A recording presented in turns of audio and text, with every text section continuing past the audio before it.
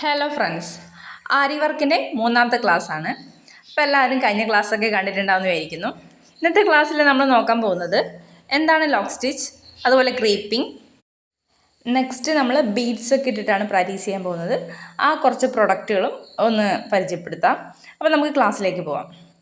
Okay, ഇതൊക്കെയാണ് ആരി വർക്കിന് വേണ്ടുന്ന പ്രൊഡക്റ്റുകൾ. പക്ഷെ ഇതെല്ലാം നമുക്കിപ്പോൾ വേണ്ട കേട്ടോ, നിങ്ങൾക്ക് ആവശ്യത്തിനനുസരിച്ചിട്ട് വാങ്ങിക്കാം. കൂടുതലായിട്ട് വേണ്ടത് ബീഡ്സുകളാണിപ്പോൾ. കണ്ടോ, ഇതിൻ്റെ തന്നെ പല കളറുകളുണ്ടാവും. ഇത് ഗോൾഡൻ കളറ്, പിന്നെ പല ടൈപ്പ് കളറ് നിങ്ങളുടെ ഇഷ്ടത്തിനനുസരിച്ചിട്ട് വാങ്ങിക്കാം. പിന്നെ സ്വീക്കൻസുകൾ, അതും പല കളറിലുണ്ടാവും, പല ഷേപ്പിലുണ്ടാവും. അത് നിങ്ങളുടെ ഇഷ്ടത്തിനനുസരിച്ചിട്ട് വാങ്ങിക്കാം. സ്റ്റിച്ചൊക്കെ സെയിം ആണ്. ഇത് കട്ട് ബീഡാണ്. പിന്നെ സർദോസി വരുന്നുണ്ട്.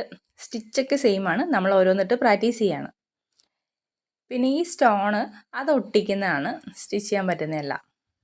പിന്നെ കട്ട് ബീഡ് തന്നെ പല കളറിലുള്ളതുണ്ട്. ബീഡ്സുകൾ ഒരുപാട് ടൈപ്പ് ഉണ്ട്. അതൊക്കെ നമ്മുടെ ഇഷ്ടത്തിനനുസരിച്ചിട്ട് ഡ്രസ്സിലേക്ക് ചെയ്യുമ്പോൾ നമുക്ക് ഇഷ്ടത്തിനനുസരിച്ച് വാങ്ങിക്കാവുന്നതാണ്. ഞാൻ ജസ്റ്റ് കാണിച്ചു തരുന്നേ ഉള്ളൂ. ഇത് സർദോസി തന്നെ വേറൊരു ടൈപ്പ് ഓഫ് സർദോസിയാണ്. പിന്നെ നൂല് ഇതാണ് സിൽക്ക് ത്രെഡ് എന്ന് പറയുന്നത്. പിന്നെ ആരി വർക്കിൻ്റെ ഇത് സെറി ത്രെഡ്. ഇതാണ് ആരി വർക്കിൻ്റെ സെറി ത്രെഡ് എന്ന് പറയുന്നത്. ക്ലോത്ത് നമുക്ക് വീട്ടിൽ ഏത് ക്ലോത്ത് വേണമെങ്കിൽ ഉപയോഗിക്കാം കേട്ടോ. പഴയ ക്ലോത്ത്, പിന്നെ അല്ലെങ്കിൽ കോട്ടൻ്റെ ക്ലോത്ത് ഉപയോഗിക്കാം. പോപ്ലിൻ ക്ലോത്ത് എന്ന് പറയാം. അങ്ങനെയൊക്കെ പറഞ്ഞാൽ കിട്ടും. കോട്ടൺ ക്ലോത്ത്, പോപ്ലിൻ ക്ലോത്ത് എന്നൊക്കെ പറഞ്ഞാൽ നമുക്ക് ചെയ്യാനൊക്കെ നല്ലത് അതാണ്, പ്രാക്ടീസൊക്കെ ചെയ്യാൻ. പിന്നെ ഇതുപോലെ കട്ട് ചെയ്ത് ക്ലോത്തൊക്കെ അങ്ങനെ നമുക്ക് സ്റ്റിച്ച് ചെയ്യാം. ക്ലോത്തൊക്കെ കട്ട് ചെയ്ത്, അല്ലെങ്കിൽ വലിയ റിങ്ങൊക്കെയാണ് നിങ്ങളുടെ കയ്യിലുള്ളതെങ്കിൽ വലിയ ക്ലോത്തിൽ ഓരോ സൈഡായിട്ട് നിങ്ങൾ ചെയ്താൽ മതി. അതൊക്കെ നിങ്ങളുടെ ഇഷ്ടത്തിന് ചെയ്യാം കേട്ടോ. നമ്മളിത് ഏത് വർക്ക് ചെയ്യുമ്പോഴും ഫസ്റ്റ് നമ്മളിതാ ഒരു ലൈൻ വരച്ച് നമ്മളവിടെ സ്റ്റിച്ച് സ്റ്റാർട്ട് ചെയ്യാൻ പോവാണ്. അത് കഴിഞ്ഞിട്ട് നമ്മൾ പിക്ചറിലോട്ട് സ്റ്റിച്ച് മാറ്റാൻ പാടുള്ളൂ. ഫസ്റ്റ് നമ്മളെല്ലാം ഒരു ലൈനിൽ ചെയ്യണേ. ഇത് കണ്ടോ, നൂല് നമ്മൾ കറക്റ്റ് പ്ലേസ് കൊടുക്കണം. കാരണം വെച്ചാൽ നമ്മൾ ചെയ്യുന്ന ഒരു ടേബിളിൽ ഇരുന്നാൽ ചെയ്യുന്നെങ്കിൽ അതിൻ്റെ തൊട്ടടിയിൽ, അല്ലെങ്കിൽ ചെയറിൻ്റെ അടിയിൽ വെക്കുക. അതൊരു പാത്രത്തിലിട്ട് വെക്കുകയാണെങ്കിൽ അത്രയും സേഫായിട്ടിരിക്കും. അല്ലെങ്കിൽ നൂലൊക്കെ ഇങ്ങനെ പൊട്ടിപ്പോട്ടോ അങ്ങോട്ടും ഇങ്ങോട്ടൊക്കെ ഇതായിട്ട്. അപ്പോൾ ഇതാ നമ്മളൊരു ലൈൻ വരച്ചു, അതിലിത് സ്റ്റിച്ച് ചെയ്യാൻ പോവാണ്. നമ്മൾ നേരെ ഇങ്ങനെ ലൈൻ്റെ ആ നേരെയല്ല സ്റ്റിച്ച് ചെയ്ത് പോവുക. പക്ഷേ അതിൻ്റെ നേരെ ഓപ്പോസിറ്റ് നമ്മൾ ഒരു ലോക്ക് സ്റ്റിച്ച് കൊടുക്കണം. നേരെ ഓപ്പോസിറ്റ് കണ്ടോ, ചെറിയൊരു ബേസിക് സ്റ്റിച്ച് കൊടുക്കുന്നതിനെയാണ് ലോക്ക് സ്റ്റിച്ച് എന്ന് പറയുന്നത്. തൊട്ടടുത്ത് തന്നെ ലൂപ്പ് കുത്തിയെടുക്കണം കേട്ടോ. ഫസ്റ്റ് ലൂപ്പ് കുത്തിയെടുത്തു, പിന്നെ അതിൻ്റെ തൊട്ടടുത്ത് ഒരു ലൂപ്പ് കുത്തിയെടുക്കുന്നു. പിന്നെ നമ്മൾ എപ്പോഴും ചെയ്യുന്ന പോലെ ബേസിക് സ്റ്റിച്ച് ചെയ്തു പോവാം. പിന്നെ ലാസ്റ്റ് എൻഡ് നോട്ട് കൊടുക്കുക. നോട്ട് കൊടുക്കാൻ എല്ലാവരും പഠിച്ചിട്ടുണ്ടാവുമെന്ന് വിചാരിക്കുന്നു. ലോക്ക് സ്റ്റിച്ച് നമ്മൾ മെയിനായിട്ട് യൂസ് ചെയ്യുന്നത് എന്തെങ്കിലും ഒരു വർക്ക് ചെയ്യുമ്പോൾ സ്റ്റാർട്ടിങ്ങിൽ ലോക്ക് സ്റ്റിച്ച് ഉപയോഗിക്കാം. പിന്നെ ഷാർപ്പ് എഡ്ജസുകളിൽ നമ്മളിപ്പോൾ ചതുരം, ത്രികോണമൊക്കെ വരയ്ക്കുമ്പോൾ അതിൻ്റെ ഒരു കോണുകളില്ലേ, ആ കോണുകൾ നല്ല ഷേപ്പിൽ കിട്ടാൻ വേണ്ടിയിട്ടാണ് ലോക്ക് സ്റ്റിച്ച് കാണിക്കാൻ വേണ്ടി ചെറിയൊരു ലൈൻ ചെയ്താണ്. അപ്പോൾ അവിടെ എൻഡ് നോട്ട് ഇട്ട് അവസാനിപ്പിച്ചു. എന്നിട്ട് നമുക്ക് ആ നൂലങ്ങോട്ട് കട്ട് ചെയ്ത് കൊടുക്കാം. കണ്ടോ, അതിൻ്റെ ബാക്ക് സൈഡ് വരുന്നുണ്ടോ, അങ്ങനെയാണ് വരിക. ഇനി നമുക്കതാ കണ്ടോ, ഒരു ചതുരത്തിലേക്ക് നമുക്ക് സ്റ്റിച്ച് ചെയ്യുന്നു. ഫസ്റ്റ് തന്നെ ഞാനിതാ നമ്മൾ അടിയിൽ കെട്ടിട്ട് കൊടുക്കൂലേ, ആ കെട്ട് മതി. എന്നിട്ട് നമുക്ക് അങ്ങനെ സ്റ്റിച്ച് ചെയ്ത് പോവാം.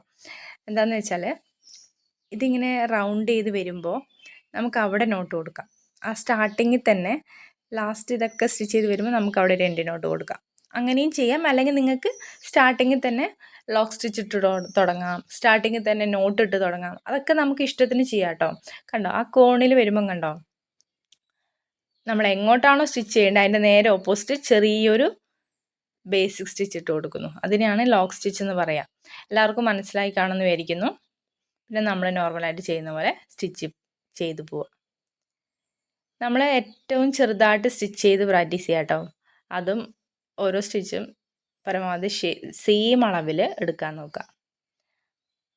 ഇത് ബേസിക് സ്റ്റിച്ച് അറിയുന്നുണ്ട്, ഞാൻ പെട്ടെന്ന് ഇങ്ങനെ ഇത് കട്ട് ചെയ്തിട്ടത് കേട്ടോ.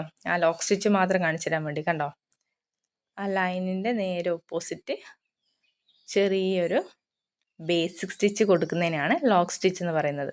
നമുക്ക് എങ്ങോട്ടാണോ സ്റ്റിച്ച് ചെയ്ത് പോകേണ്ടത് അതിൻ്റെ നേരെ ഓപ്പോസിറ്റാണ് നമ്മൾ ലോക്ക് സ്റ്റിച്ച് കൊടുക്കുന്നത്. അപ്പോൾ ലോക്ക് സ്റ്റിച്ച് എവിടെ എന്തിനു ഉപയോഗിക്കുന്നു മനസ്സിലായി. നമുക്ക് എന്തെങ്കിലും ഒരു വർക്ക് സ്റ്റാർട്ട് ചെയ്യുമ്പോൾ ലോക്ക് സ്റ്റിച്ച് ഉപയോഗിക്കാം. നമ്മൾ താഴത്തെ കെട്ടിടുന്നില്ലേ, അത് മാത്രം പോരാ, അത് സെക്വേർഡ് അല്ല, ഊരിപ്പോവും. നമ്മൾ കുത്തി വലിക്കുമ്പോൾ ചിലപ്പോൾ ആ കെട്ട് മുകളിലോട്ടേക്ക് വരും. അതിനാണ് നമ്മൾ ഫസ്റ്റ് ലോക്ക് സ്റ്റിച്ച് കൊടുക്കുന്നത്. അല്ലെങ്കിൽ അതുപോലെ തന്നെ നോട്ട് ഇട്ടിട്ടും തുടങ്ങാം. നോട്ട് ഇട്ടിട്ടും നിങ്ങൾക്ക് വർക്ക് സ്റ്റാർട്ട് ചെയ്യാം. അതൊക്കെ നമ്മുടെ ഇഷ്ടത്തിനനുസരിച്ച് നമുക്ക് ചെയ്യാം കേട്ടോ. പിന്നെ നമ്മളിതാ ചതുരം കംപ്ലീറ്റ് ചെയ്തു.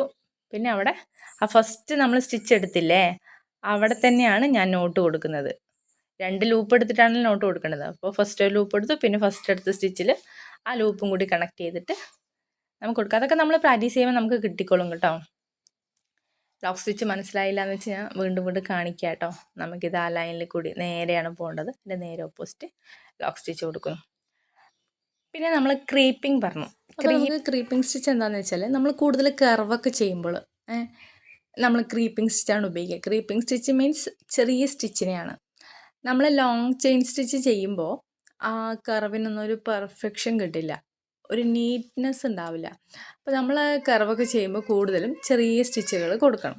അപ്പോഴാണ് ആ കർവൊക്കെ നല്ല നീറ്റാവുക. പിന്നെ അതിൻ്റെ സൈസ് സെയിം സൈസ് തന്നെ ആ സ്റ്റിച്ചിന് ഓരോന്നിനും നമ്മൾ പരമാവധി കൊടുക്കാൻ നോക്കുക, ചെറിയ ചെറിയ സെയിം അളവിൽ. ഇത് കണ്ടോ, ഈ ഹാർട്ട് ഷേപ്പിൽ ഞാൻ കാണിക്കുന്നുണ്ട്. ക്രീപ്പിംഗ് എന്ന് വെച്ചാൽ നമ്മൾ ചെറിയ സ്റ്റിച്ച് എടുക്കുന്നതിനാണ് കേട്ടോ. ചെറിയ ചെറിയ സ്റ്റിച്ച് എടുക്കുന്നതിനാണ് ക്രീപ്പിംഗ് എന്ന് പറയാം. ഈ ഹാർട്ട് ഷേപ്പിൻ്റെ ഒരു സൈഡിൽ ക്രീപ്പിംഗ് സ്റ്റിച്ചും ഒരു സൈഡിൽ ലോങ് സ്റ്റിച്ചും കാണിക്കുന്നുണ്ട്. കൂടുതലും കർവുള്ള പിക്ചറിലാകുമ്പോൾ കുറച്ചും കൂടി നീറ്റായിട്ട് മനസ്സിലാവും കേട്ടോ. പിന്നെ ക്രീപ്പിംഗ് സ്റ്റിച്ച് എടുക്കുമ്പോൾ ലോങ് സ്റ്റിച്ച് എടുക്കുമ്പോൾ ഉള്ള വ്യത്യാസം അത് ഞാൻ നിങ്ങൾക്ക് നെക്സ്റ്റ് ഒരു പിക്ചറിലോട്ട് കാണിച്ചു തരാം. ഈ വീഡിയോയിൽ ഉണ്ടാവുമെന്ന് അറിയില്ല. അപ്പം നമ്മൾ കണ്ടോ ഇതിലൊക്കെ ആ ഷാർപ്പ് എഡ്ജസിലൊക്കെ നമ്മൾ ലോക്ക് സ്റ്റിച്ച് ചെയ്യണേ. എല്ലാവരുടെയും ലോക്ക് സ്റ്റിച്ച് ചെയ്യണം, എന്നാലേ അത് കറക്റ്റ് കിട്ടും. ആ ഷേപ്പ് കണ്ടോ, ഹാർട്ടിൻ്റെ ആ ഷേപ്പ് കറക്റ്റായിട്ട് കിട്ടും. ഇവിടെ നമ്മളിപ്പോൾ ലോങ് സ്റ്റിച്ച് ചെയ്യുന്നു. ഈ സൈഡിൽ ലോങ് സ്റ്റിച്ചും അപ്പുറത്തെ സൈഡിൽ ചെറിയ സ്റ്റിച്ച് അഥവാ ക്രീപ്പിംഗ് സ്റ്റിച്ച് ചെയ്യുന്നു.